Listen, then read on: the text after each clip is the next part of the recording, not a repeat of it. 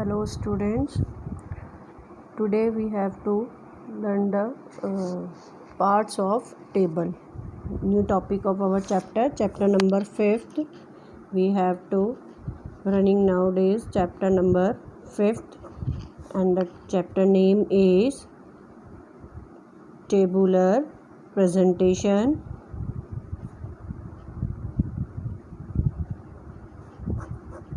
And today's topic is parts of a table. Parts of a table. Some topics we have to discuss here. First topic is table number.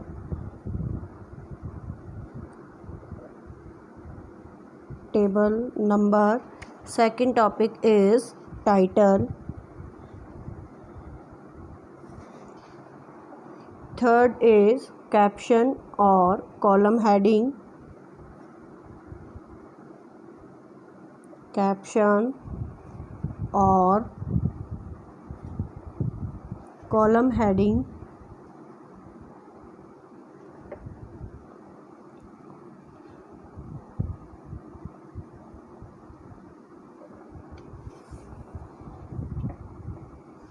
Next topic, stubs or row heading. Stubs or row heading.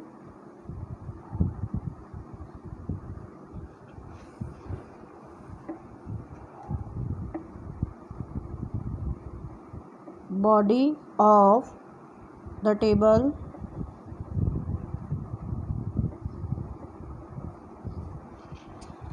And unit of measurement. Unit of measurement. Next topic is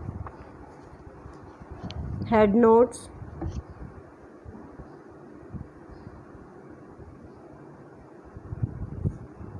And next one is source note.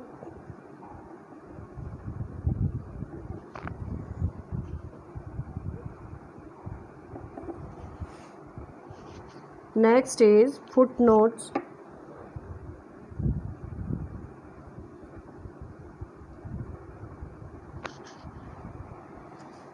Etc. Okay, today's we have to discuss these topics. These are parts of a table.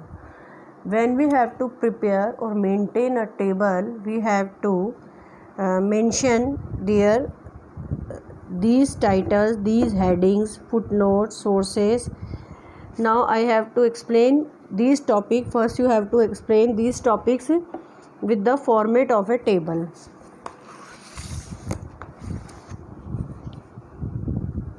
एक table में हमारे को क्या क्या चीज़ें required है. Suppose first we have two table number. Table number. जब भी हम कोई टेबल कोई शेड्यूल बनाएंगे तो उस पर सबसे पहले उसका टेबल नंबर अलॉट करेंगे.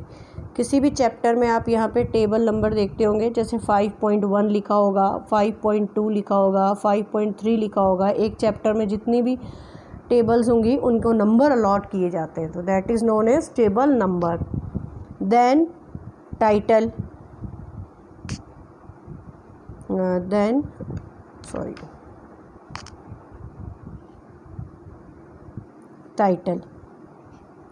टाइटल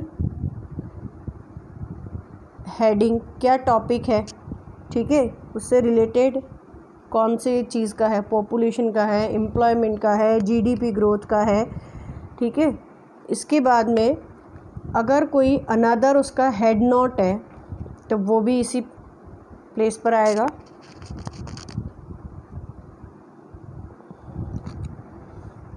तो सबसे पहले टेबल नंबर अलॉट करेंगे, देन टाइटल मेंशन करेंगे, देन हेड नोट. अब स्टार्ट होती है table.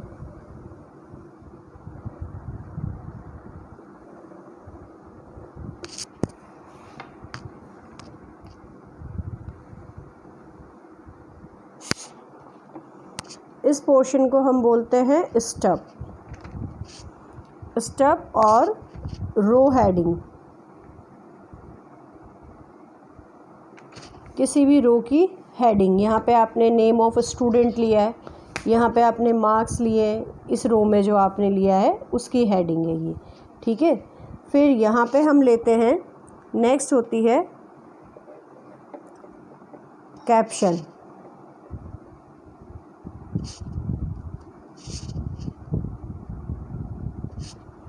Caption means column heading.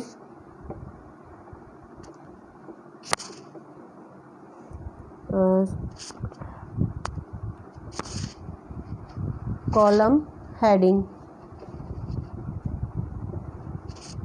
Okay. And the third topic is table number हो गया, टाइटल हो गया, स्टब एंड कैप्शन हो गया। Now the fourth topic is body of, stub row heading हो गया। Next topic is body of the table. this portion is known as body of the table, okay। and the unit of measurement, unit of measurement, किसी भी चीज़ को जब हम उसमें unit में ले रहे हैं, यूनिट में इट मीन्स हम उसको किलोग्राम में ले रहे हैं, हम उसको किलोमीटर में ले रहे हैं, हम उसको इंचज़ में ले रहे हैं, फिट में ले रहे हैं, तो उसको हम क्या बोलेंगे, यूनिट बोलेंगे, ठीक है। तो अगर वो यहाँ पे रिक्वायर्ड है तो वो यही कॉलम की हेडिंग में आपके पास में आ जाएगी। अगर आप रुपीज़ की बात कर रहे हैं, आपने कोई भी किलोमीटर की बात करिए, यहाँ पे 10, 12 कुछ भी लिखा तो किलोमीटर आप मेंशन करेंगे। अगर आपने वेट की बात करी है तो आप केजी मेंशन करेंगे। तो these are unit of measurement. फिर उसके बाद में आता है हेड नोट्स। हेड नोट, इसका मतलब अगर है तो हमें रिक्वायर्ड है, अदरवाइज़ नहीं है। Sources note, sources and foot note, ये लास्ट में आएंगे, because there are two type of data, primary and secondary data. कई बार हम कहीं से सोर्स से नोट लेते हैं, सपोज सेकेंडरी डाटा हमने एज इट इज़ टेबल कहीं से भी ली है और उसको हम यहाँ पे मेंशन कर रहे हैं, तो उसको हम यहाँ पे क्या बोलेंगे, सोर्सेज ऑफ डाटा। कहाँ से आपने उसको ली है, कौन से डिपार्टमेंट से ली है, NSSO से ली है या सैंपल सर्वे से ली है या सेंसिस से ली है, कोई पॉपुलेशन साइज़ को आप डाटा को, इन्फॉर्मेशन को बता रहे हैं, कोई टेबल को आप एक्सप्लेन कर रहे हैं, तो आपने उस टेबल को कहाँ से लिया है, तो वो सोर्स हो जाता है। आगे आप उस पर सेंसिस, NSSO कुछ भी लिख सकते हैं। And foot note, foot note उसके रिगार्डिंग अगर आपको कोई भी वहाँ पे डिजिट वगैरह कुछ भी आपको वहाँ पे प्रोवाइड करना है, ठीक है। फुट नोट में कोई भी स्पेसिफिक आप कोई फीचर होता है जो उससे कनेक्टेड होता है, उसको आप एक्सप्लेन कर सकते हैं, और उससे रिलेटेड कोई भी चीज़ें होती है। जैसे फुट नोट में कई बार होता है, सपोज़ ये वाली डिजिट लिखी मैंने और यहाँ पे स्टार लिख दिया, ठीक है। अब उसी को एक्सप्लेन करने के लिए यहाँ पे सिंबल प्रेजेंट कर देती हूँ। इस तरीके का भी आपने कहीं पर देखा होगा, तो ये भी किसका पार्ट हो गया, फुट नोट का पार्ट हो गया। उस टेबल से रिगार्डिंग हम किसी स्पेसिफिक फीचर को अगर एक्सप्लेन कर रहे हैं तो that is known as part of foot note.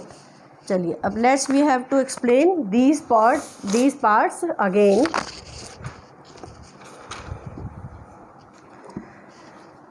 Now today's topic is parts of table. First is table number. Each table should be numbered for easy identification and further reference. When there are many tables, then these tables should be numbered in a logical sequence.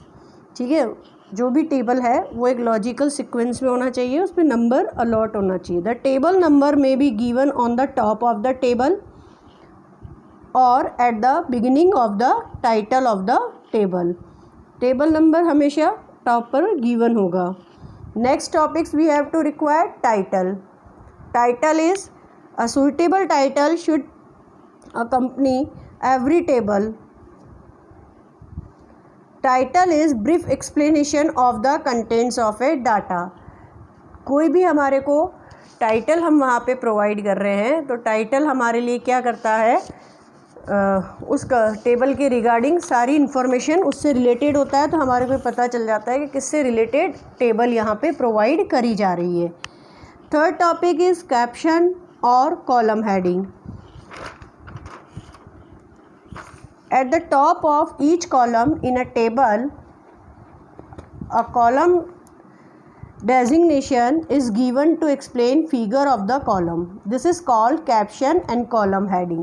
Column के regarding जो भी आपको explanation होता है, column में आपने किस चीज़ को एक्सप्लेन करा है, उसकी हेडिंग हम जहाँ पे देते हैं, that is known as caption.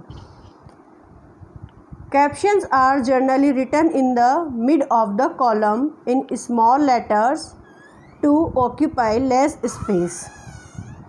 Stub or row heading. Next topic is stub or row heading. Like a caption or column heading, each row of the table has to be given a heading.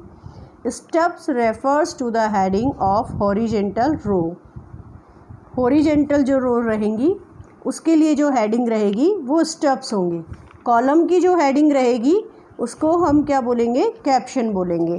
तो जैसे भी आप कोई name of students ले रहे हैं और marks लिख रहे हैं, आपने कोई भी नेम ऑफ स्टूडेंट्स लिया यहाँ पे, या आपने सीरियल नंबर लिया 1 2 3 4 राम श्याम मोहन, तो these are part of row heading steps.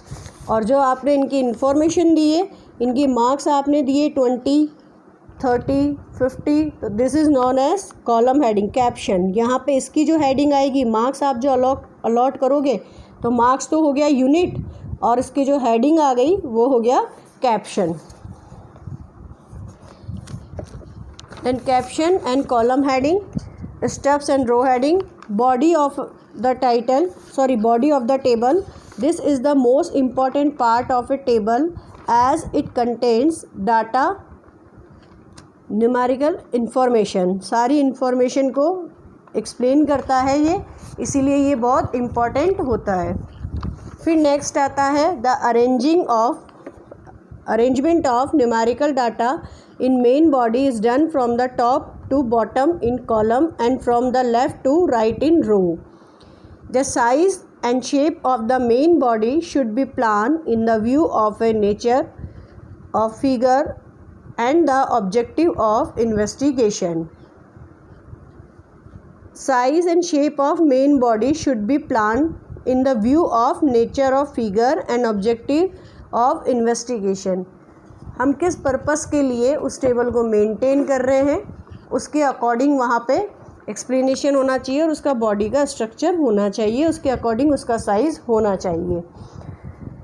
इतना छोटा भी नहीं होना चाहिए कि जितना भी फिगर और अमाउंट हमने लिखा वो बहुत ही कंजस्टेड वे में हो, और ऐसा भी नहीं होना चाहिए कि बहुत बड़ी हमने टेबल वहाँ पे परफॉर्मा बना दिया और हमने वहाँ पे बहुत ही कम वहाँ पे कुछ भी इन्वेस्टिगेशन करी है या बहुत ही कम टेबल के अंदर हमने मेंशन करा है.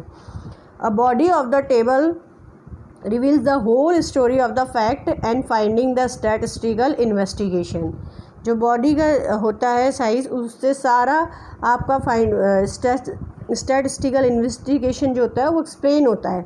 It is necessary to be the careful, इसलिए एक प्रॉपर वे में होना, सही होना, so that the irrelevant data does not find place in the table. इससे कोई भी चीज़ मतलब इनरिलेटेड जो रहेगी उसको हम एक्सप्लेन नहीं करें और उसको एक प्रॉपर वे में हम वहाँ पे एक्सप्लेन कर पाएँ. Unit of measurement. The unit of measurement of figures in the table. Actual data should always be stated along with the title. If the unit does not change throughout the table. However, if there is different unit of the row or column, then the unit must be stated along with stub or caption. जो आपने column की heading और रो की heading लिखी है वहीं पे bracket में आप उसको यूनिट ऑफ मेज़रमेंट को भी मेंशन कर सकते हैं. Head notes. Next topic is head notes. In case of main title fails to convey complete information, A head notes is also given in small bracket in prominent words just below the main title. कई बार title के below में वहाँ पे head note given होता है. अगर title proper नहीं है या हम डिटेल में टाइटल वहाँ पे प्रोवाइड नहीं करवा पा रहे हैं तो उसी से रिलेटेड हम हेड नोट में भी उसको डिस्क्राइब कर सकते हैं. Then source note. Source note ये लास्ट में आता है, टेबल के एंड में आता है कि आपने टेबल में से टेबल को कहाँ से अरेंज करा है. A source note refers to the source from which information has been taken. Source note is given in case of secondary data. Primary में तो हम खुद ही मेंशन करेंगे, इसलिए सेकेंडरी डाटा में हमारे को ये मिलेगा. The source should contain the name of book, page number, table number, etc.